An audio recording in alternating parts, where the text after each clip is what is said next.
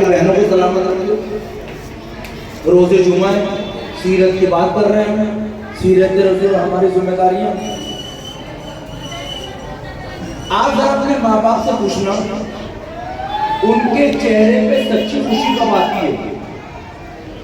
मैंने जितने बुजुर्गों से मालूम किया, क्योंकि मैं काफला लेके जाता हूँ, मेरे साथ 100 आदमी होते हैं, लेडीज जेंट्स होते हैं, उसमें बातें करता हूँ।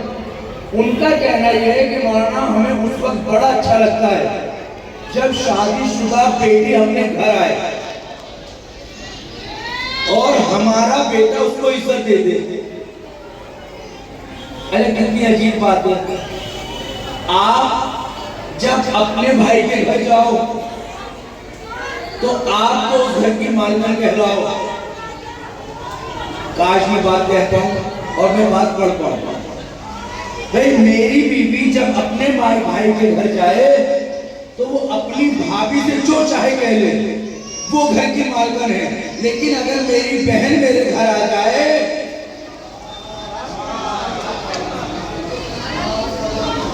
जो पढ़ना तो पड़ेगा ना, सीरत की बात तो कहनी पड़ेगी ना। अब यहाँ पर लोग कहते हैं मौलाना औरत बुरी है, औरत कभी बुरी नहीं होती। मर्द ने क्योंकि सीरत नहीं सुनी है, मर्द क्योंकि कमजोर है, मर्द ने अपनी शरीक हयात को कभी एहसास ही नहीं कराया मेरी खुशी में नहीं है, मेरी खुशी मेरे माँ बाप की खुशी में है। आज मैं जुमला कहता हूँ, हमारी पढ़ी लिखी बहनें हैं, पढ़े लिखे लोग हैं, वो एक जुमला कह देते हैं मौलाना सास ससुर की खिदमत हम पर वाजिब कोई है। मैं तो सीरत पढ़ रहा हूँ ना, यही तो जुमला कहते हैं। पढ़ लिख के आ जाते हैं, मिंबर पर आ गए, साथी करने लगे, आलिमाएं हो गई, किताब पूरी पढ़ी ना हो, मैं तो कमेटी करा। लेकिन क्या कहते हैं, सास ससुर की खिदमत हम पर वाजिब। आइए नबी की सीरत पे अमल करना वाजिब है या नहीं? वाजिब है। आइए नबी की हदीस करते हैं। नबी कहते हैं तुम्हारे 3 माँ बाप हैं। कितने माँ बाप? एक तुम्हें पैदा करने वाला, एक तुम्हें पढ़ाने वाला, एक तुम्हें बेटी देने वाला। हम उस्ताद का एहतराम करते हैं, हम सास ससुर का एहतराम करते हैं, फिर हमारे पास सीरत कहाँ है, फिर हमारे पास दीन का है। मैं अर्ज करता हूँ ताकि बात आप तक पहुँच जाए, और अगर बात पहुँच जाए तो मुझे बताएगा बात आप तक पहुँच गई। हमें तो सीरत पे चलना है ना, नबी की सीरत पे चलना है, इमाम की सीरत पे चलना है, आइमा की सीरत पे चलना है। अब आप जरा एक लम्हे के लिए सोचिए, जो आपके घर में बेटी है उसका मिरास में हक है या नहीं? और हमने मिरास नहीं दी बेटी को, हम उसी का हक मार कर उसी को इज्जत नहीं दे रहे। फिर उसके बाद कहते हैं कि मौलाना बरकत नहीं आती। ये बिल्कुल इस तरह है जैसे हराम की कमाई से हलाल का मुर्गा ढूंढना। जुमला में पहुंचा पाता। एक सलवार दीजिए मिल के मोहम्मद वाले।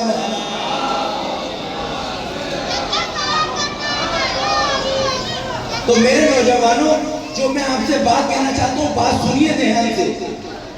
बिल्कुल मैं चलो अहले सुन्नत की रिवायत मान लेता हूँ कि सास ससुर की खिदमत वाजिब नहीं है, जबकि शिया रिवायत ही नहीं है। शिया रिवायत में सास ससुर माँ का दर्जा रखते हैं, चाहे लड़की के हो चाहे लड़के के हो। लेकिन मैं बिरादरान अहले सुन्नत की बात मान के ये पूछता हूँ कि समझ नहीं है, लेकिन बीवी पर ये तो वाजिब है कि अपने शौहर की खुशी का ख्याल रखे। नौजवानों खामोश नहीं रहना।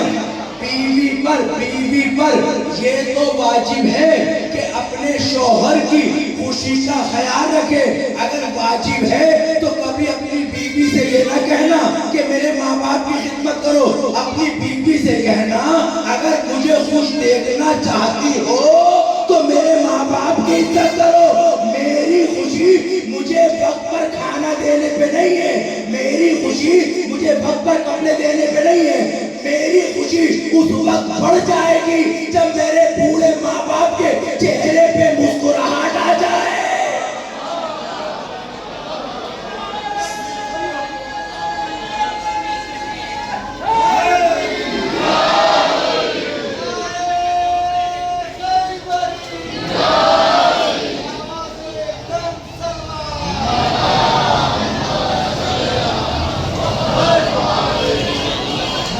पहुंची अब तक? बात पहुंची? अब मैं लफ्जों को बदल दूं, ये सारी कमी बीवी की है। जिस बेटे को आप अपने घर में ब्याह के लाए हो, अब उसके पास ना उसका दोस्त, ना सहेली, ना भाई, ना खाला, वो तो आपके घर में है। आप उसको खाली बीवी के रूप में ना देखो, वो आपकी नस्लों की जामिन है,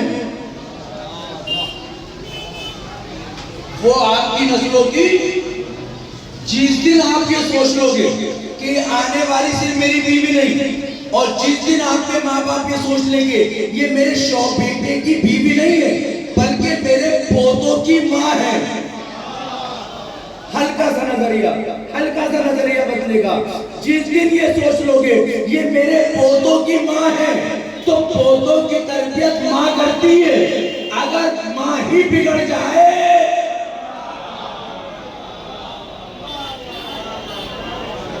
बात समझ रहे हैं?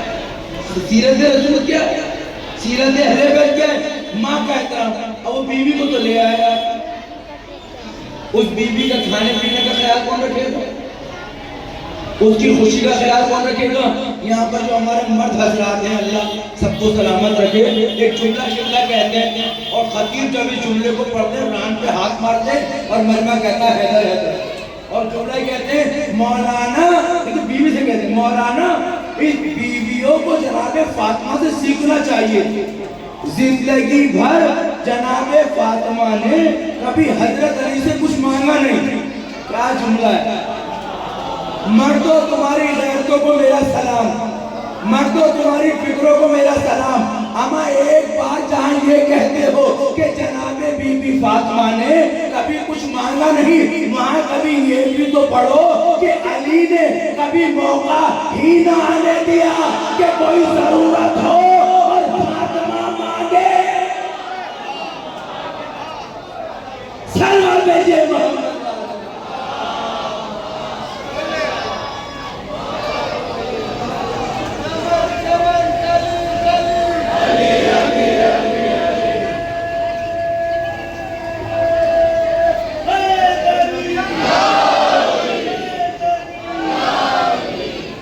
बात समझ रहे?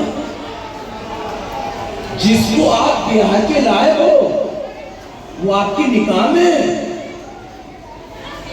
आपके निकाह में आपकी शरीफ जिम्मेदारी उसकी मान नसीहत ख्याल रखना। अब मैं सीरत रसूल की बात करूं तो बुरा ना मानिएगा, रसूल ने तो बुरियों को भी घर से ना निकाला। आप बताएं रसूल को कितना सताया गया, लेकिन रसूल ने एक पैगाम दिया, जो घर में आ गई वो हमारी इज्जत है, हमारी आबरू है।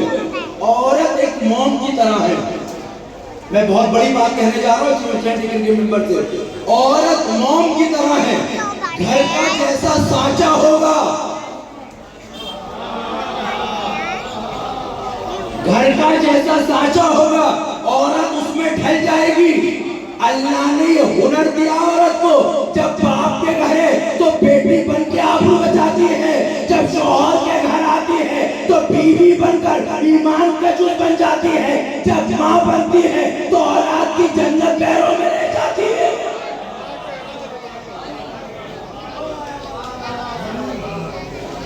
अब आप खुद तो नमाज पढ़ते नहीं हो, खुद तो रोजा रखते नहीं हो, खुद तो सदका देते नहीं हो, खुद तो बहन की इज्जत करते नहीं हो, खुद तो बाप से इज्जत से बात आते नहीं हो, खुद तो अपनी माँ के लिए कोई चीज लाते नहीं हो, खुद तो अपने भाई से प्यार से बात करते नहीं हो, और सारा गुस्सा निकालते औरत के ऊपर।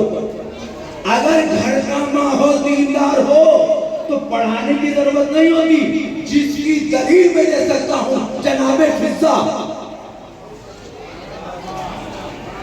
जनाबे फिजा पैदाइशी तौर पर मुसलमान थी नहीं, जनाबे फिजा कनीजी में आई रसूल की खिदमत में, रसूल ने दे दिया जनाबे फातिमा की खिदमत में।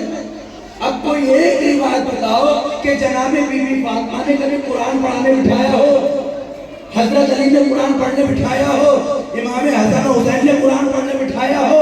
बिठाया नहीं, लेकिन घर में जनाबे फातिमा अली और हसनैन ने इतना कुरान पढ़ा, इतना कुरान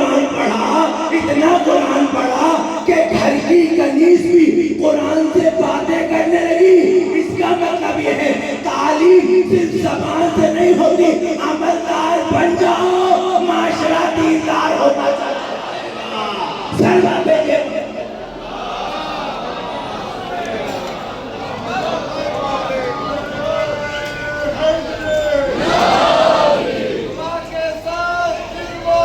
अली मौला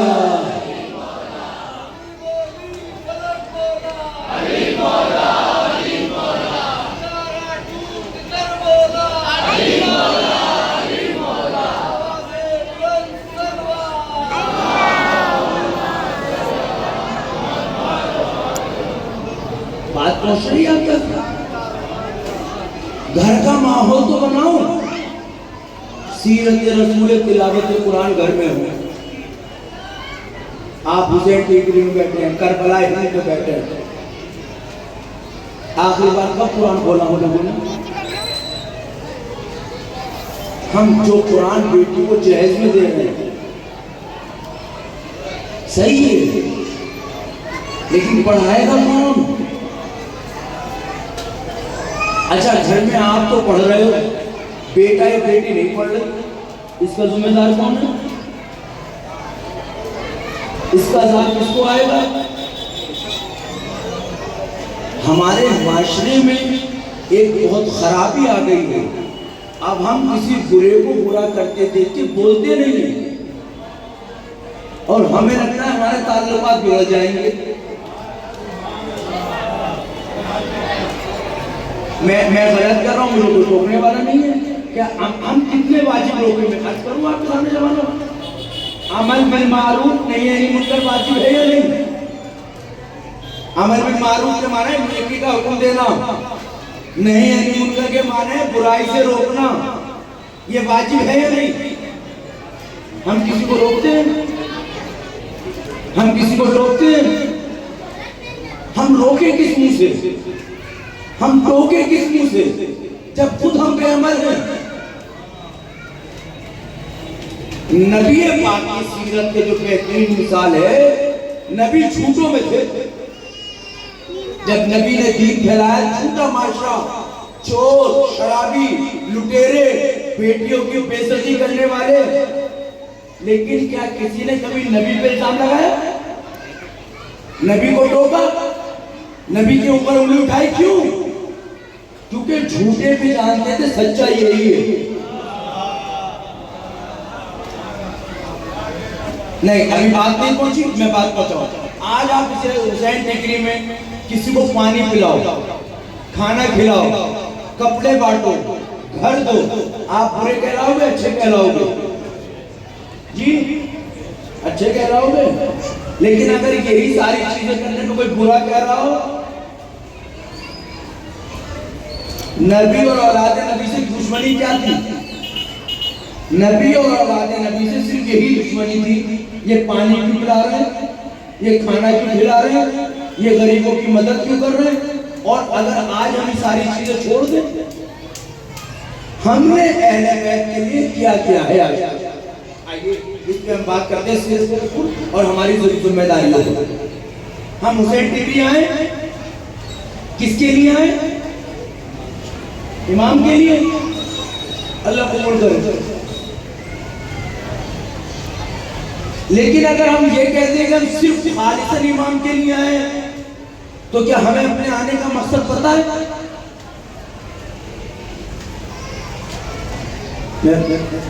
बात आकर पहुंचनी चाहिए इंशाअल्लाह। हम मातम कर रहे हैं, किसके लिए कर रहे हैं? हमें मातम का मकसद पता है? हम मजलिस में बैठे, किस लिए बैठे? हमें मजलिस में बैठने का मकसद पता है? हम तवर्रुक बांट रहे हैं, अल्लाह खूब तरक्की दे बांटने वालों को, बरकत दे, आपको खूब सलामत रखे। जब तक हमें मकसद पता ना हो, हमें सोचना पड़ेगा। एक आदमी रोज नमाज पढ़ता है, गुनाह फिर भी कर रहा है। एक आदमी नमाज भी पढ़ता है, झूठ भी बोल रहा है। एक आदमी हज पे जा रहा है, फिर भी गश्त करे हुए बैठा हुआ है माल। एक आदमी मजलिस में भी आ रहा है, फिर भी दूसरों को सता रहा है, तबर्रुक पे लड़ रहा है, चप्पलों पे लड़ रहा है। और हद तो ये हो गई, मैं बड़ी हिम्मत के साथ इस चीज को पढ़ूंगा, हद तो ये हो गई, वो अज़ादारी इमाम हुसैन जो जोड़ने का काम करती है फिरकों को, अब आजादारी के नाम पे लड़ रहे हैं। सुनिए आप, सुनिए, मातम की सफों पे लड़ रहे हैं। मैं यहां मातम करूंगा, मैं यहां मातम करूंगा, मैं यहां मातम करूंगा। कभी नमाज की सफों पे लड़े हो आप?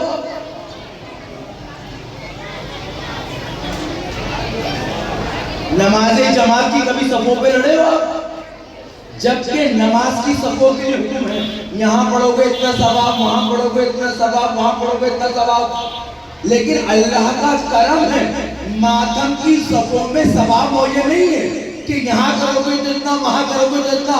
करीम खुदा ने हुसैन के सदके में ये शरफ बख्शा कि नमाज की सफों में तो एहतियात रखी, यहाँ पढ़ोगे तो इतना, लेकिन मातम में बताया जहां खड़े होके करो सब बराबर।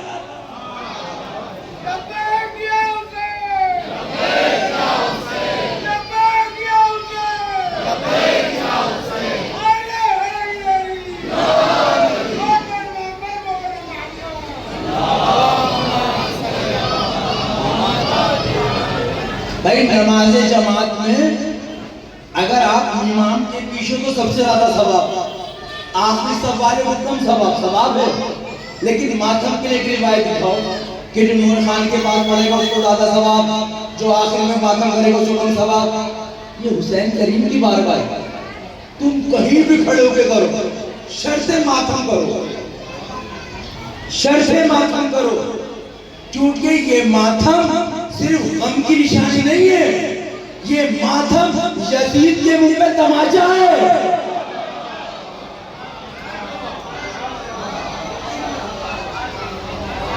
ये मातम सिर्फ गम की निशानी नहीं है।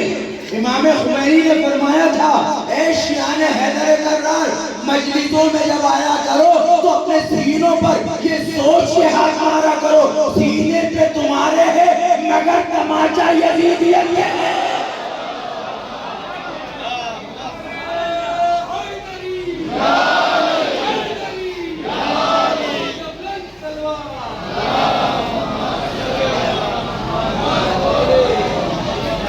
आप जोर से मातम नहीं कर सकते, ना करो, रुक जाओ, 15 मिनट मातम होगा, 2 हाथ इमाम हुसैन के नाम के मारो, यही सीखने का निशान रोज़े महशर बख्शिश का जरिया बन जाएगा।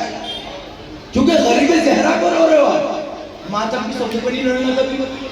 अब उसके बाद दूसरी लड़ाई, मैं बानी अज़ा हूं, मैं जुलूस का मालिक हूं, जुलजना मेरे यहाँ से निकलता है, अलम मेरे यहाँ से निकलता है, कोई और न छुए। सुने सुने सुने, आराम से सुने। कितने लोगों ने जनाजा देखा है? इंतकाल होता है नहीं होता? और हम सब धोखे में जी रहे हैं कि लोग हमसे बहुत मोहब्बत करते हैं, हमारी मोहब्बत में आते हैं, हमारे रिश्तों में आते हैं। मैं अर्ज करता हूँ, मरने वाले से कितनी मोहब्बत है लोगों को, सुनिए, आराम से सुनिए। जब मरने वाला मरता है तो लोग दूर दूर से अपने वतन जाते हैं। मतलब कितना हमारे बैठे हैं दिल्ली से करीब 100 किलोमीटर दूर किबला का वतन है, मसला फिलहाल मुंबई में रहते हैं। अगर इनके यहाँ खुदा न खास्ता कोई इंतकाल हो, चलो मैं इंतकाल की मिसाल अपने दे दूँ ताकि बात किसी को नहीं लगे। मेरा वतन दिल्ली से 150 किलोमीटर है, 125 किलोमीटर। अब हर आदमी अपने आप को महसूस करे, इंतकाल की खबर मिली, मैंने गाड़ी करी, मैं जनाजे में पहुंचा। जनाजे में जाने पर सवाब किसको मिल रहा है? बोलना पड़ेगा। जनाजे में शिरकत करने के लिए हम क्या कह के जा रहे हैं? हम मरने वाले के लिए आए हैं। सवाब किसे मिला? मुझे, मुर्गे को तो नहीं मिला। मैंने उसको कफन दिया, सवाब किसको मिला? हमें। हमने जनाजा उठाया, सवाब किसको मिला? बोलो, हमें। हम तशरीह जनाजा करते हुए कब्रिस्तान तक गए, सवाब किसको मिला? हमें। हमने कब्र में उतार नमाज जनाजा पढ़ाई, सवाब किसको मिला? क्योंकि हमने अपना वाजिब अदा किया, हमने कब्र में उतारा, सवाब किसको मिला?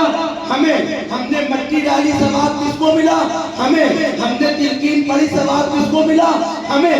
जहां तक हमें सवाब मिलना था, हम दिल्ली से कब्रिस्तान तक रहे, हम कब्रिस्तान में रहे, हम जनाजे में रहे, हम नमाज जमात में रहे, हम मट्टी देने में रहे, लेकिन जब 7 बार इन्ना अंज़लना पढ़कर मुर्दे को सवाब मिलना था, आधा कब्रिस्तान खाली, आधा कब्रिस्तान खाली होता ही नहीं होता। मुर्दे को दफन कर कर रिवायत है छठे इमाम जाफर सादिक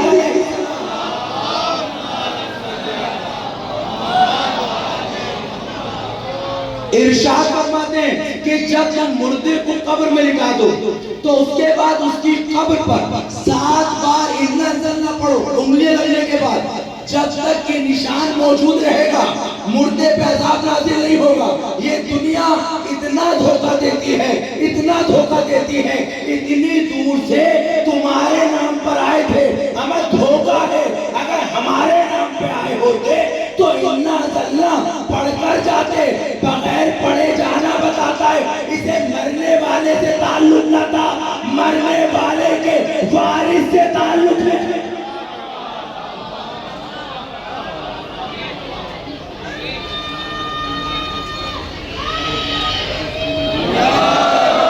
जब यहां तक आ गए हो तो फिर सुने आप, जब यहां तक आ गए सवाब का मिलना था मुर्दे को इन्ना अंज़लना था।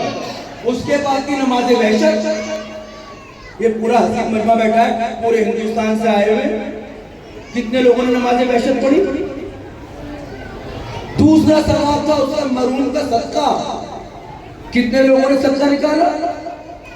न नमाज़े वहशत में हम शामिल, न सदके में हम शामिल, बिरयानी हमें खानी है। और उसके बाद कहते हैं हम मरने वाले के दोस्त थे और आगे बढ़ी। अब जो जनाजा निकला, कभी आपने देखा है जब जनाजा निकला तो बेटे ने कहा बिरादरी का कोई भी आदमी कांधा नहीं देगा? ये मैं किस चीज को पढ़ रहा हूँ? जो लोग कहते हैं हम बानिए जुलूस हैं, हम बानिए अज़ा हैं, वे लोग कहते हैं मेरे जन्म मेरा ताबूत है, मैं निकालता हूं ताबूत और कोई कांधा नहीं देगा। मुझे पूरी माय बहन और जवान बताए, जब जनाजा निकलता है कोई रोकता है कांधा लेने से? हर आदमी चाहता है मेरे वारिस को पूरी बस्ती कांधा दे। शायद बात ना पहुंचा पाया। सब चाहते हैं मेरे वारिस को पूरी बस्ती कांधा दे, चाहते ही नहीं चाहते। अमर सोचो जब अपने बाप के जनाजे को पूरी बस्ती से कांधा दिला रहे हो तो जो हुसैन का ताबूत है उसके वारिस तुम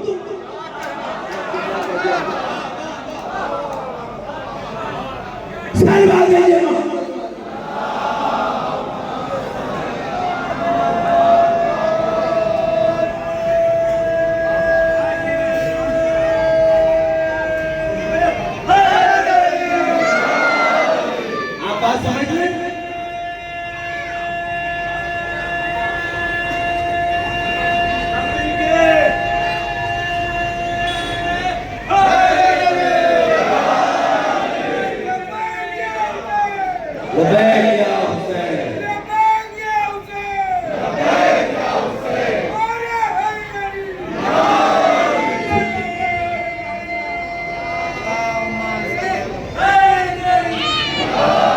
बात आप तक पहुंची जो मैं बात पहुंचाना चाहता हूं?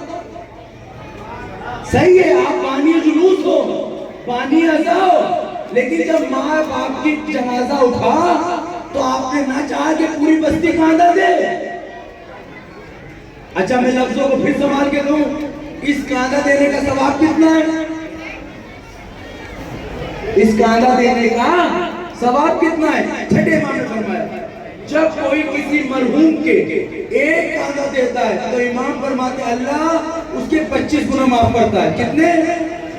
जब दूसरा कांधा देता है 50 गुना माफ, तीसरा कांधा देता है 75 गुना माफ, और जब चौथा कांधा देता है इमाम फरमाते हैं अल्लाह अब उसके सारे गुना माफ कर देता है। अब मैं हसीन मजमे का इम्तहान लेने के लिए जुमला कहना चाहता हूँ। जब मरने के बाद किसी को कांधा देने पर गुनाह माफ हो जाए, तो अगर जिंदगी में किसी को सहारा दे दो,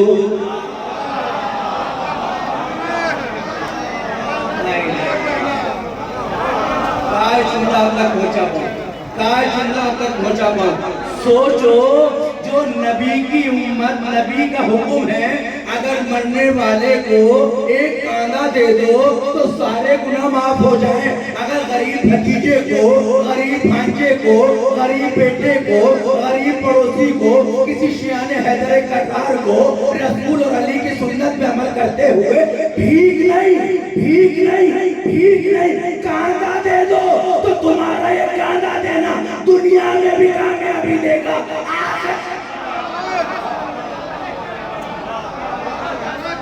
सलवात दीजिए मोहम्मद।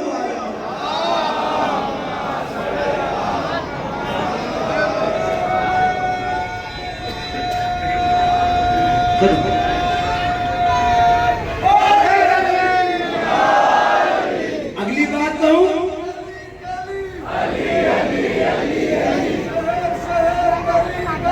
अली अली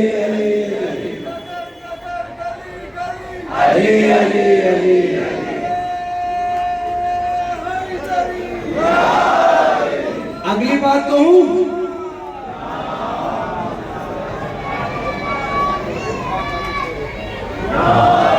अगली बात आपकी खिदमत में कहूं ताकि बात पहुंच जाए। ये किसको कांदा देने में इतना सवाब है? जी बोले किसको? सोचो, जब एक गुलाम को कांदा देने में इतना सवाब हो, तो जब हुसैन का ताबूत उठ रहा हो, हम तो बड़े आदमी हैं, हम तो कमजोर आदमी हैं। अरे मेरे भाई, बड़े हो, इनसे बड़े कोई हो, अगर कमजोर हो तो यही तो ताकत बख्शेंगे, बीमार हो तो यही तो शिफा देंगे। सबको शिफा यहीं से तो मिलती है। रिस्क मिला यहाँ से, शिफा मिली यहाँ से, औलाद मिली यहाँ से, इज्जत मिली यहाँ से। इस डर को हटा दो, फिर जानू कितने बड़े हो।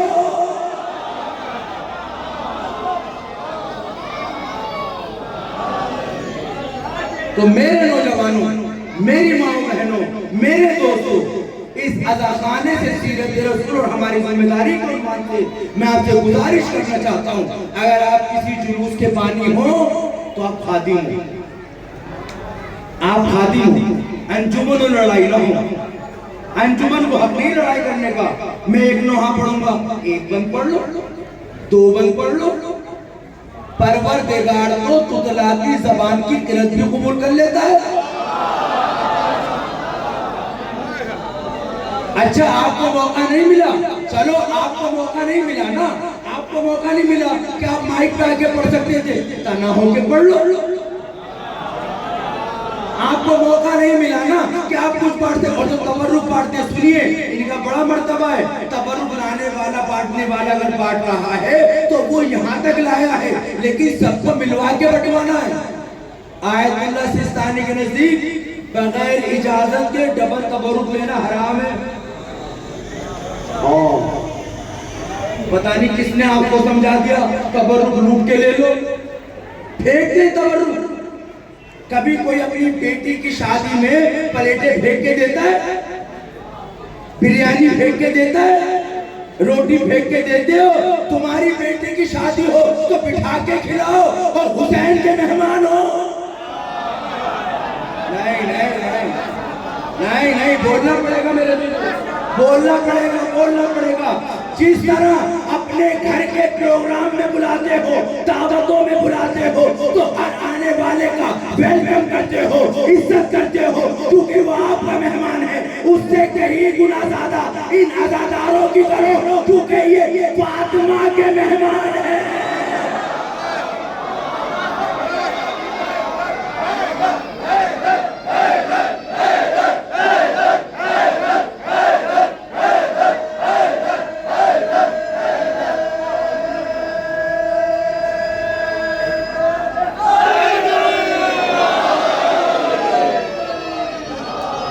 सुनो मेरे अजीजों, पक्का में ताकि बात आप तक पहुंचा सकूं।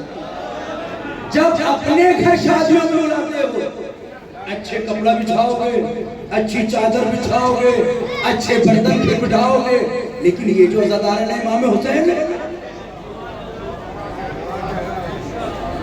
एक तरफ हमारा दावा ये है हम सब अज़ादार हैं, तबर्रुक बांटना ही सवाब नहीं है, तबर्रुक के बाद जो कूड़ा हुआ है उसको उठाना भी सवाब है। अन-निज़ाफ़तु मिनल ईमान, सफाई ईमान का जुज़ है। शियों की पहचान तो सफाई से होती है, शियों की पहचान तो तबर्रुक रहने के एहतराम से होती है। शिया को कहना नहीं पड़ता मैं शिया हूं, लोग देख के कहते हैं ये कोई शिया है। तुम 10,000, 20,000, 50,000, 1,00,000 के मजमे को यहाँ कवर नहीं कर पाते, लड़ते हो कि हम लाइन में लग के क्यों आए, हम शिया हैं। हम किसकी लाइन में लग रहे हो?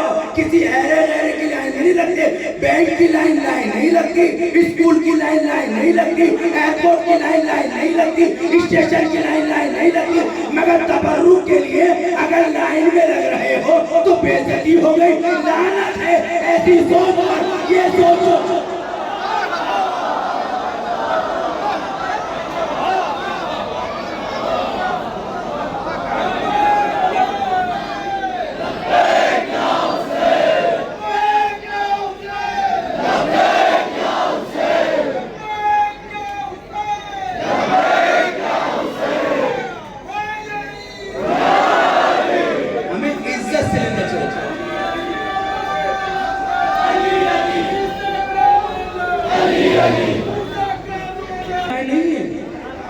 ये जितनी देर कदम आपके आहिस्ता आहिस्ता बढ़ेंगे, इतने मलाइका फर्श बिछाए हुए होंगे, कुछ मलाइका इस्तग़फ़ार कर रहे होंगे।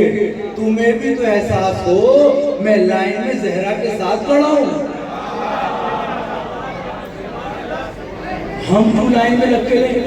हम मौलाना है, हम नूहे खान हैं, तो तुम्हें तो सबसे पहले लाइन में लग के लेना चाहिए, क्योंकि तुम तो दीन को पहुंचा रहे हो ना।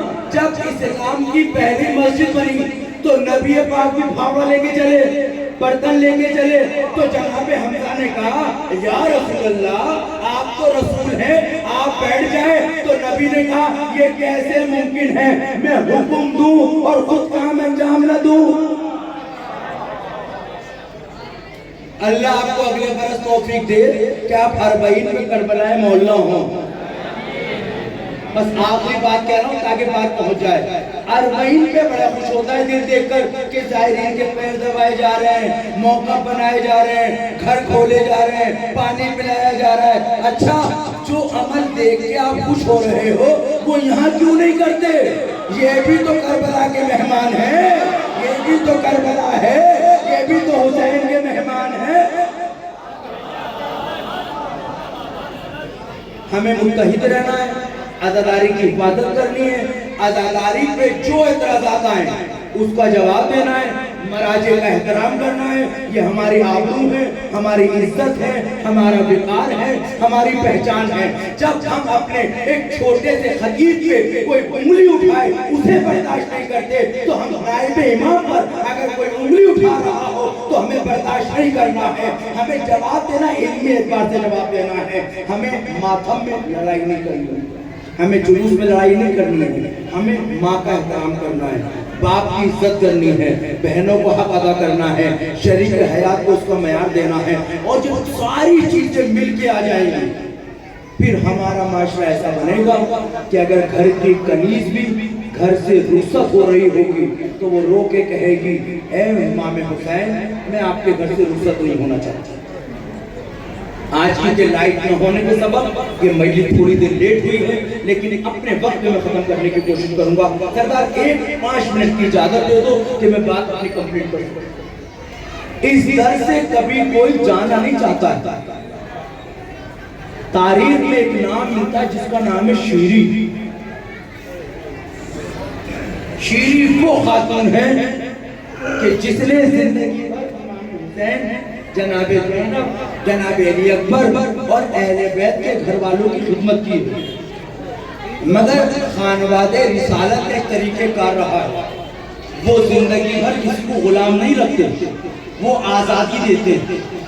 और जब इमाम हुसैन ने चाहा कि अब हम शीरी को आज़ादी दें, तो मालूम है शीरी ने कहा, क्या कहा? शीरी ने ये कहा, मौला मुझे आज़ादी नहीं चाहिए, मौला मैं आज़ाद नहीं होना चाहती। तवज्जो फरमाइएगा और बहुत गिरिया होगा इंशाअल्लाह। आका मैं आज़ादी नहीं चाहता, मगर इमाम हुसैन ने कहा, शीरी अब हम ये चाहते हैं तुम आज़ादी लो और अपने वतन को चले जाओ। मालूम है शीरी ने क्या जुमले कहे? शीरी ने जुमला कहा, आका अगर आप मुझे इजाजत देना चाहते हो तो मेरी एक गुजारिश, कनीज गुजारिश ही कर सकती है, और वो गुजारिश सुने और क्रिया करें। काका मेरी ये तमन्ना है, आप मुझसे वादा करो कि एक दिन मेरे घर जरूर आओ। आका मुझसे एक वादा करो, एक दिन मेरे घर जरूर आओगे। अब ये बात अपने दिलों पे हाथ रख के बताओ कि फातिमा का लाल अगर किसी से वादा करे तो क्या बेवफाई कर पाएगा? वादा वफा करेगा? तारीख ने कहा, हुसैन गरीब कहते हैं, शीरी जाओ हम वादा करते हैं ये गरीब हुसैन तेरे घर जरूर आएगा। तारीख कहती है, जनाब इमाम हुसैन कहते हैं, बीबियों कल शीरी को रुखसत होना है, मगर शीरी को खाली हाथ नहीं भेजेंगे। हमारी तहजीब ये है जब मेहमान जाए तो खाली हाथ न जाए। मालूम है मेरी माए बहनें सुने, मेरे जवानों सुनो, बहुत क्रिया कर लीजिएगा।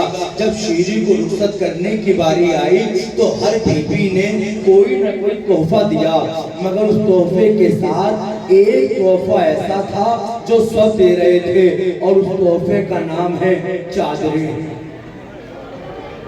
जो भी शीरी से रुखसत करती, शीरी को एक चादर देती। एक चादर मिली, दो चादर मिली, तीन चादर मिली। जब चादरों को अंबार लगने लगा तो एक बार शीरी ने कहा, ऐ मेरे इमाम जरा मुझे ये तो बताएं मैं इतनी चादरों का क्या करूंगी? तो इमाम हुसैन ने कहा, शीरी इन चादरों को संभाल के रखना, ये एक वक्त तेरे काम आएंगी। और शीरी मैं तेरे घर जरूर आऊंगा, मगर इतना याद रखना कभी कोई लुटा हुआ काफिला आए तो उसको खाली न लौटाना, किसी असीर को देखना तो उसको खाना खिला देना, कोई कैदी हो उसको साया दे देना। तारीख कहती है अरबाब अज़ा वक्त गुजरता गया मगर हुसैन की कोई खबर न आई। 28 रजब इमाम हुसैन ने मदीना छोड़ा। किसी ने शीरी को बताया नवासे रसूल अपने मदीने से निकल गया। शीरी ने घर साफ कराया, शीरी ने एक महल बनाया। उलमा लिखते हैं, अल्लामा ज़फ़र नक़वी लिखते हैं, शीरी ने एक महल बनाया और वो महल इस तरह बनाया, एक कमरा इमाम हुसैन के लिए बनाया, एक कमरा जनाब ज़ैनब के लिए बनाया, एक हुजरा हज़रत अब्बास के नाम का रखा, एक कमरा अली अकबर के नाम का रखा। एक पूरा घर बना रही है ना, शीरी महल बना रही है, मेरा आका आएगा। मगर वक्त गुजरता गया, हुसैन न आए, वक्त गुजरता गया, ज़ैनब बीबी न आई। मकातिल कहते हैं जब अशरे आशूर के बाद शबरे शहादत हुसैन ठहर गई, लोगों ने जाके शीरी से कहा, तू तो ये कहती थी तेरा हुसैन आएगा, तुम तो ये कहती थी नवासे रसूल आएगा, मगर अब तो कोई ना आया। मगर एक रात ऐसी भी आई, किसी ने शीरी के महल को खटखटाया। पूछने वाली कनीज ने पूछा, तुम कौन हो? हम यजीद के सिपाही हैं, हम कुछ देर आराम करना चाहते हैं। अब सुनिएगा और मैं मजलिस तमाम कर दूंगा, आप रो पाए तो रो लीजिए। तारीख कहती है, शीरी की कनीज कहती है, मैं अपनी मालकन से जरा पूछ के आऊं। मालकन के पास गए, बस एक ख्याल आया, ये तो मैंने हुसैन के लिए सजाया है, मैं किसी को कैसे दे दूं? यह ख्याल आया, मेरे आका हुसैन ने कहा था, शीरी किसी को मना न करना। कहा बीबी जा, कनीज से कहती जा उसको बुला ले। जब बुलाने गई तो कनीज ने एक मंजर देखा, जब फौजी घुसने लगे ना, फौजी आने लगे तो कनीज ने देखा कुछ कटे हुए सर हैं जो नोके नेज़ा पर हैं, कुछ बीबियां हैं जिनकी चादरें नहीं है, एक बीमार है जिसके हाथों में हथकड़ियां हैं, ये आवाजें इतनी बुलंद करो कि जिंदाने शाम तक पहुंच जाए। अल्लाह अल्लाह। शीरी कहती है, आके शीरी की कनीज कहती है, ए मेरी शहजादी, ए मेरी मालकन, ए मेरी मलका, मैंने इस फौज के साथ कुछ कैदी देखे हैं। का वो कैसे हैं? का शक्ल से बड़े शरीफ लगते हैं। का कैसे हैं? का भूखे लगते हैं। कैसे हैं? ऐसा लगता है वो कटे सरों को देख रहे हैं मगर रो नहीं पा रहे। वो कटे सरों को देख रहे हैं मगर रो नहीं पा रहे। कनीज जाके कहती है, ए फौजी अशकिया, जब तुम आराम कर रहे हो तो इन बीवियों को भी इजाजत दे दो, ये बीवियां भी आराम कर ले। लोग फौज ने सोचा चलो ये बीवियां भी आराम कर लेंगे, जाओ इनको भी हुजरे में ले जाओ, जाओ इनको भी सहन में ले जाओ। तारीख जुमला लिखती है, जब बीबी ज़ैनब से कहा ना, ए बीबी आप भी हुजरे में आ जाइए, आप भी महल में आ जाइए। शायद मजबूरी के आलम में जनाबे ज़ैनब ने इशारा करके कहा, ए बीबी जब तूने हमारे लिए इजाजत ले ही ली है, एक एहसान और कर, हम अभी तक इस शोहदा को रो नहीं पाए हैं, इस शोहदा को रो नहीं पाए। मैं खत्म कर दूंगा किसी भी लम्हे पहले, बस ये इजाजत और दिलवा दे, ये सर हमें मिल जाए और हम थोड़ा रो ले, ये सर हमें मिल जाए हम रो ले। अल्लामा ज़फ़र नक़वी इस क़यामत का जुमला कहते हैं, सर भी मिल गए, बीबियां भी आ गई, मगर बीबियां हैं जो रो नहीं पा रही, रोना चाहती है, आंसू तो निकल रहे हैं मगर आवाज बुलंद नहीं हो रही। कनीज कहती है, ये आवाज बुलंद क्यों नहीं हो रही? तो बीबी तो ना बोली, एक छोटी सी बच्ची बोली, अरे मैं अगर आवाज बुलंद करूंगी शिविर के तमाचे होंगे। ए बीबी तू इजाजत दे ले, मैंने पढ़ दी मजलिस, आप रो चुके। तारीख कहती है, कनीज आके कहती है, ए फौजे अशकिया इनको इजाजत दे, ये अपने मरूमीन को रो ले। बस तारीख कहती है, इधर इजाजत मिली, इधर ज़ैनब ने कहा मेरा भैया हो